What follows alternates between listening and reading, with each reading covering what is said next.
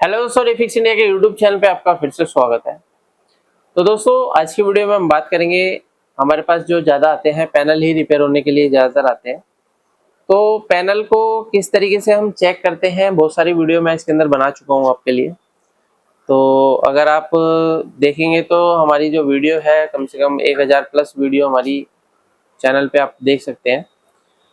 तो देखिए क्या रहता है, फॉल्ट हमारे काफ़ी सारे तरीके के देखने को मिलते हैं। पैनल के अंदर अलग अलग तरीके के फॉल्ट आते हैं। कई बार पैनल के अंदर जैसे क्या होता है, कई बार डीसी डीसीआईसी काम नहीं कर रही है, लेवल शिफ्टर काम नहीं कर रही है, या टीकॉन आईसी काम नहीं कर रही है। तो काफ़ी सारी तरीके की दिक्कतें हमारे को देखने को मिलती है। लेकिन ये सारी चीज़ें हमें पता लगती है पैनल को कंप्लीट चेक करने के बाद। अब काफ़ी सारे टेक्नीशियन जो होते हैं, जो रिपेयरिंग करते हैं, वो प्रॉपर तरीके से चेक नहीं करते हैं या कर नहीं पाते हैं। ये चीज़ कंफर्म नहीं है, क्योंकि मेरे पास पर डे बहुत सारी कॉल्स आती हैं कि अलग अलग तरीके के फॉल्ट बताते हैं, लेकिन वो चेक करना या तो उनको प्रॉपर तरीके से तरीका पता नहीं है।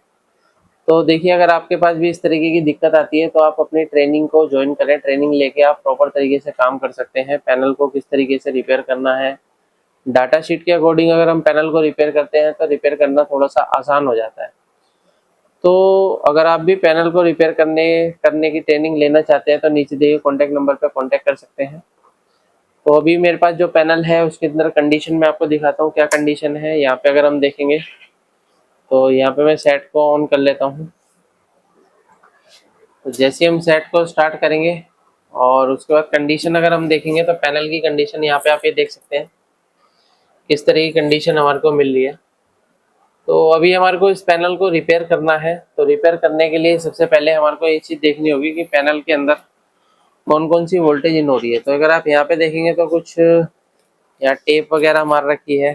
काफ़ी सारे टेक्नीशियन होते हैं जो हमारे पास लेकर आते हैं पैनल अलग अलग कंडीशन में। तो बेसिकली अगर आप यहाँ पे देखेंगे तो ये जो दिक्कतें हैं ज़्यादातर हमारे को जब मिलती है, जैसे गेट लाइन जब हमारी शॉर्ट हो जाती है, कुछ इस तरीके का फॉल्ट है। लेकिन अगर आप ये पैनल देखेंगे तो ये हमारा पैनल जो है वो नॉन जीआईपी पैनल है, तो इसके अंदर गेट लाइन शॉर्ट होने का मतलब बनता नहीं है। लेकिन कई बार अगर कॉफ आईसी बर्न हो जाएगी तो दिक्कत हमारे को इस तरीके की मिल सकती है।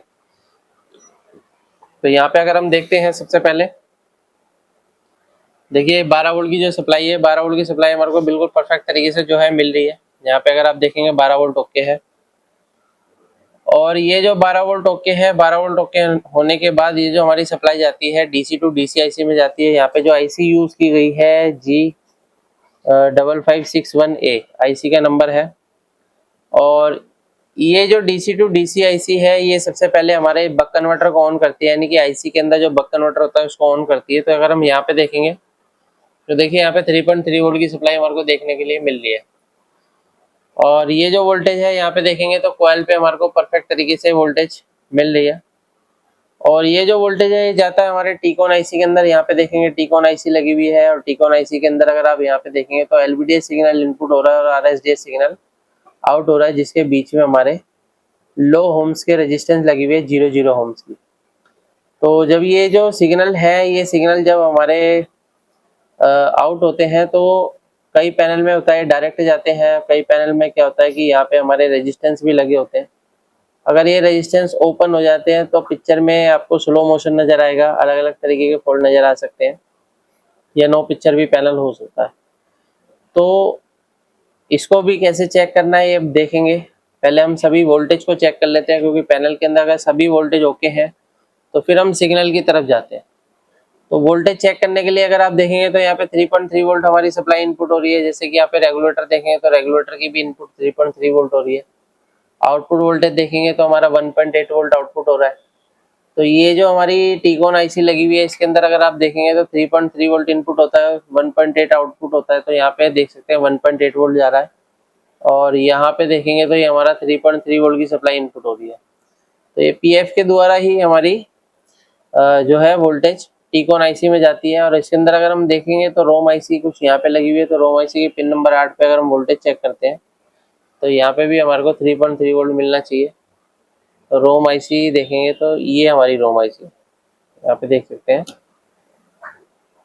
ये 3.3 वोल्ट आ रहा है। ये रोम आईसी इतनी दूर लगा रखी है। तो अभी क्या है, वोल्टेज ओके है, 3.3 वोल्ट की सप्लाई ओके है, 1.8 वोल्ट ओके है। और यहाँ पे देखेंगे तो एक गामा सर्किट लगा हुआ है, लेकिन गामा सर्किट को चेक करने का मतलब बनता नहीं है, क्योंकि गामा सर्किट से फॉल्ट ही अलग आता है। इस तरीके का फॉल्ट कभी भी देखने को नहीं मिलता है। तो यहाँ पे 3.3 वोल्ट ओके होने के बाद सबसे पहले देखते हैं तो एवीडीडी वोल्टेज जो हमारा बनता है 13 वोल्ट की सप्लाई बन रही है, यानी कि वोल्टेज हमारी बूस्ट हो रही है।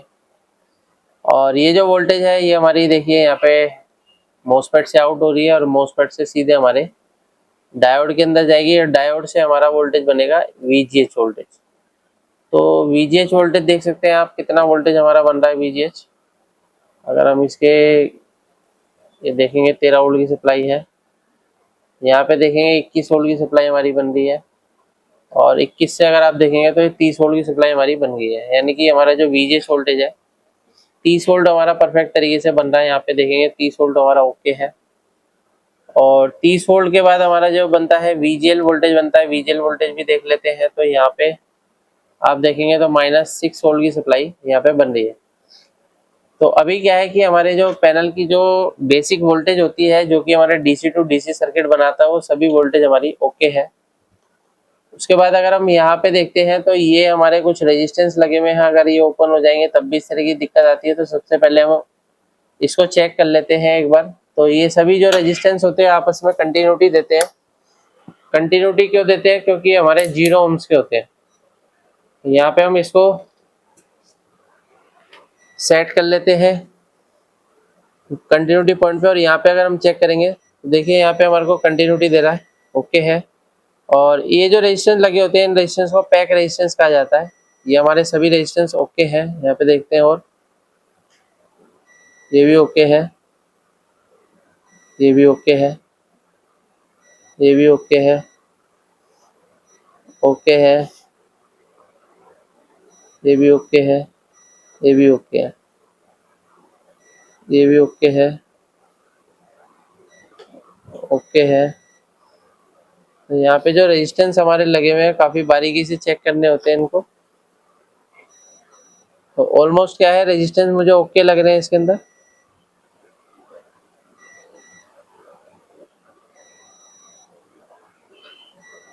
तो यहाँ पे अगर आप देखेंगे तो रेजिस्टेंस जो है हमारे ऑलमोस्ट सारे ओके हैं। तो रेजिस्टेंस ओके होने के बाद अगर हम देखते हैं तो देखिए इस कंडीशन में हमारे को एक चीज और देखनी पड़ेगी कि जो हमारी गेट कॉफ लगी हुई है, गेट कॉफ पे हमारा जो वोल्टेज और सिग्नल है वो जा रहा है या नहीं जा रहा है।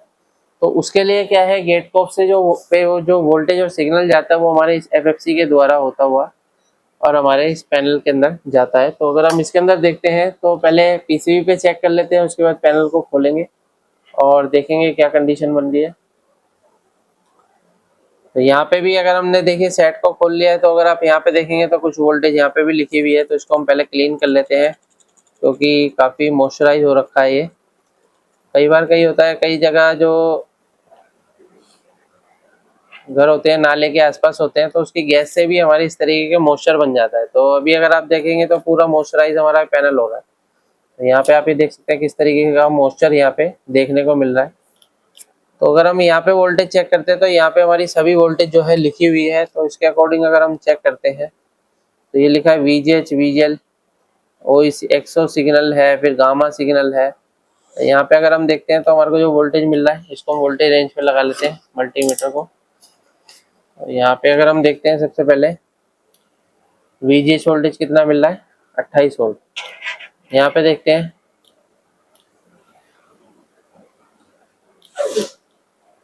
तो ये देख सकते हैं यहाँ पे जो हमारा वीजीएल है, यहाँ पे वीजीएच के ऊपर वीजीएल है, वीजीएल पे हमारे को कोई भी वोल्टेज नहीं मिल रहा है। लेकिन अगर हम इसके अंदर देख रहे हैं तो यहाँ पे हमारे को वोल्टेज देखिए, यहाँ पे वोल्टेज मिल रहा है, लेकिन यहाँ पे देखिए यहाँ पे वोल्टेज नहीं मिल रहा। यानी कि जो हमारा टीकॉन बोर्ड है वो बिल्कुल परफेक्ट है, ओके है, लेकिन टीकॉन बोर्ड में जो यहाँ से वोल्टेज आ रही है ये यहाँ पे हमारी नहीं आ रही। अब ये भी हो सकता है कि इंटरनली कोई ट्रैक ब्रेक हो जो हमारे कनेक्टर तक आता है, कनेक्टर से फिर यहाँ पे आता है, तब भी हमारी इस तरह की दिक्कत मिल सकती है। तो कनेक्टर को बाद में हम चेक करेंगे, कनेक्शन कैसे चेक करेंगे, क्या करना है। तो पहले हम यहाँ पे सप्लाई दे के चेक करते हैं कि हमारे पैनल की कंडीशन क्या है, क्योंकि कई बार क्या होता है कि यहाँ पे वोल्टेज देने के बाद भी पैनल के अंदर और भी दिक्कतें होती हैं। तो पहले हम इसको क्लियर करते हैं कि यहाँ पे वोल्टेज देने के बाद हमारा पैनल चलता है या नहीं चलता है। तो यहाँ पे क्या है कि हम एक हल्का सा पेस्ट लगा लेते हैं, और पेस्ट लगाने के बाद यहाँ पे हम शोल्डर लगाएंगे। ऑन नहीं था, अच्छा कोई बात नहीं, तो ऑन कर देना इसको, फिर देखते हैं। भी आपको रिपेयर करना है तो बहुत बारीकी से काम करना होता है। बाकी अगर आप यहाँ पे देखेंगे तो देखिए यहाँ पे क्या होता है, पैनल के अंदर कितना मॉइस्चराइज हो रहा है ये पैनल। इस तरीके से आप क्लीन कर सकते हैं पैनल, ऐसे आप हल्के हाथ से ब्लेड लेके इसको क्लीन कर सकते हैं। ये देखिए, ये बोलता है मॉइस्चर सारा, यही हमारे पैनल को खराब करता है, सारा मॉइस्चर। इसी की वजह से पैनल में लाइनिंग आती है, इसी की वजह से सब कुछ होता है। यहाँ पे देख रहे हैं सारा ब्लैक हो रहा है, ये देखो पूरे पैनल की कंडीशन बिल्कुल बेकार हो रखी है। यहाँ पे देखोगे पूरा पैनल मॉइस्चराइज हुआ हुआ है। देखते हैं क्या कंडीशन बनती है।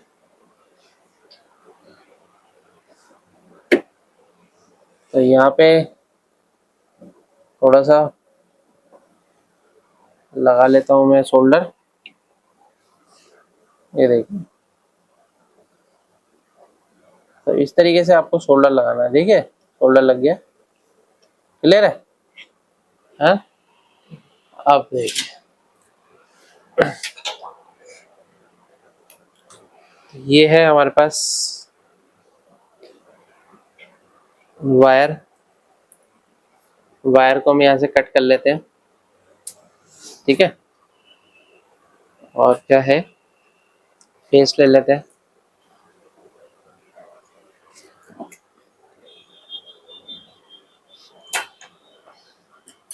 अब तो सोल्डिंग वगैरह सही से कर लोगे आप।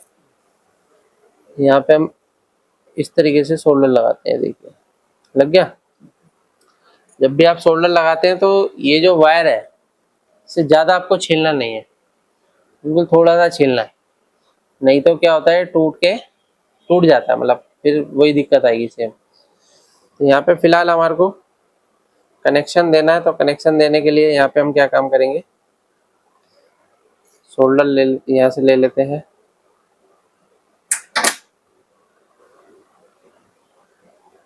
ये मैं यहाँ पे लगा देता हूँ इस तरीके से,